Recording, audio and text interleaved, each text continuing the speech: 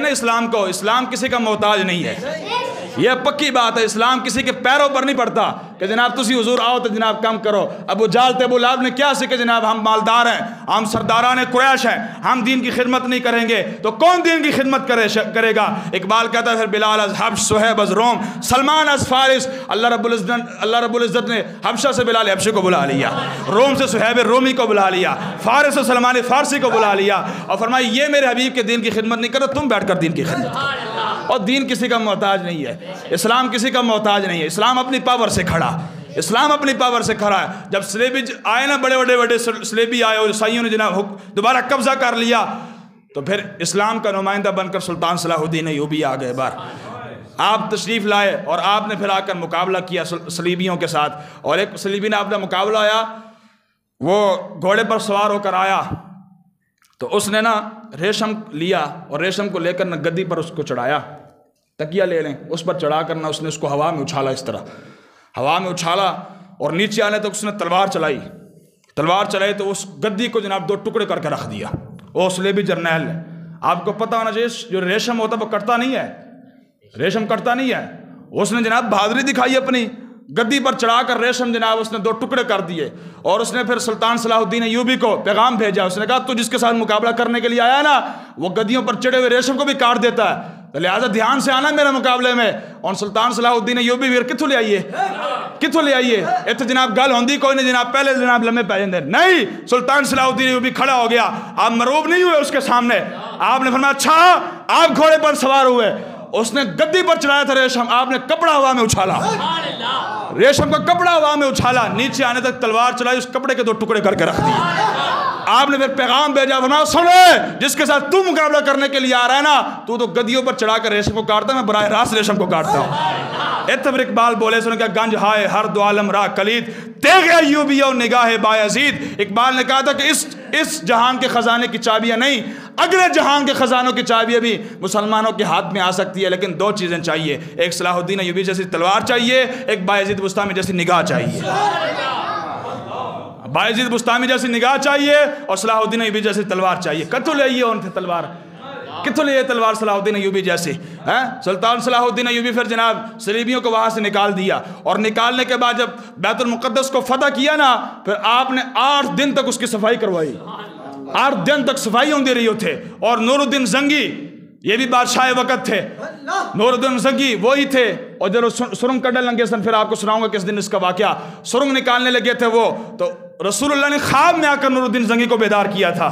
تو میں اٹھو نور الدین زنگی، وہ جناب میرے سرنگ نکال کر میری طرف آ رہے ہیں، اٹھنے ان کو جناب روک، ان کا رستہ روک۔ یہ نور الدین زنگی تھے۔ نور الدین زنگی نے ہمس میں رہ کر ایک بہت بڑا ممبر تیار کروایا تھا۔ اس نے کہا تھا کہ جناب اے سلطان صلاح الدین ایوبی سن، جب بیت المقدس فتح ہو جائے نا تو یہ ممبر میں تیار کروا رہا ہوں، میرے جانے کے بعد پہلا جمعہ اس کو رکھ کر ادا کرنا ہے تم نے۔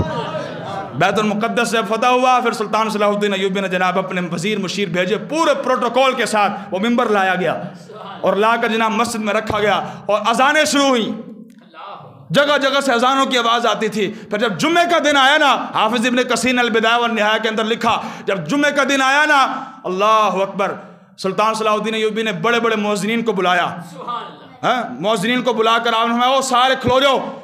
کچھ کو اس کونے پر کھڑا کیا، کچھ کو ادھر کھڑا کیا، کچھ کو ادھر کھڑا کیا، ادھر کھڑا کیا، فرمایا یہاں بت خانے سجے ہوئے تھے، یہاں بت کی پوجا کیا کرتے تھے، آج یہاں اذان دو۔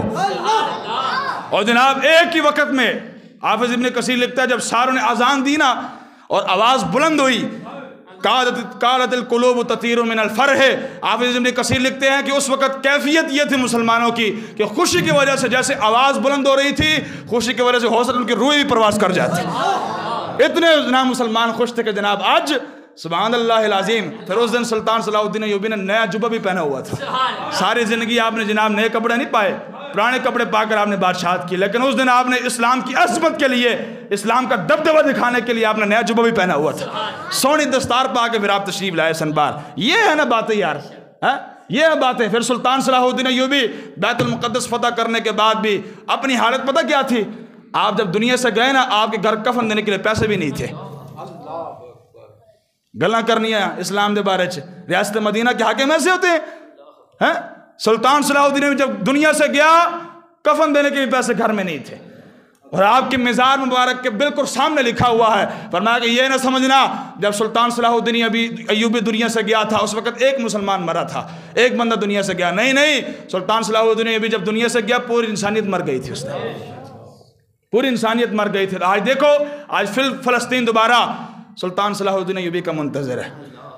اور باقاعدہ آپ اعلان بھی ہوئے ہیں، وہ ویڈیو ابھی تک نیٹ کے اندر موجود ہے، آپ دیکھیں وہاں جناب مساجد کے سپیکروں سے اعلان ہوئے کہ اب سلطان صلاح الدین ایوبی نے نہیں آنا، ہاں نور الدین زنگی نے اب دوبارہ نہیں آنا۔ تو بھائی آج پھر ضرورت ہے، اٹھ کر جناب سلطان صلاح الدین ایوبی کے وارث وہ آواز دے رہے ہیں کہ ہے کوئی وارث سلطان صلاح الدین ایوبی کا، ہے کوئی نور الدین زنگی کا وارث، ہے کوئی طارق بن زیاد کا وارث، ہے کوئی التمش کا وارث، ہے کوئی صدیق اکبر کا وارث، ہے کوئی فاروق اعظم کا وارث؟ آوازیں آ رہی ہیں لیکن کون ہے جواب دینے والا؟ سارے بے حس ہوئے پڑے ہیں، بے ضمیر ہوئے پڑے ہیں، یار کب تک یہ رہے گا؟ آج اگر فلسطین پر ظلم ہو رہا ہے نا، یاد رکھنا اگر تم نے آج ان کا راستہ نہ روکا تو کوئی پتہ نہیں ہے کل پاکستان پر بھی یہ حال ہو جائے۔ کیا پتہ ہے؟ کسی کو پتہ ہے؟ کوئی گارنٹی دے سکتا ہے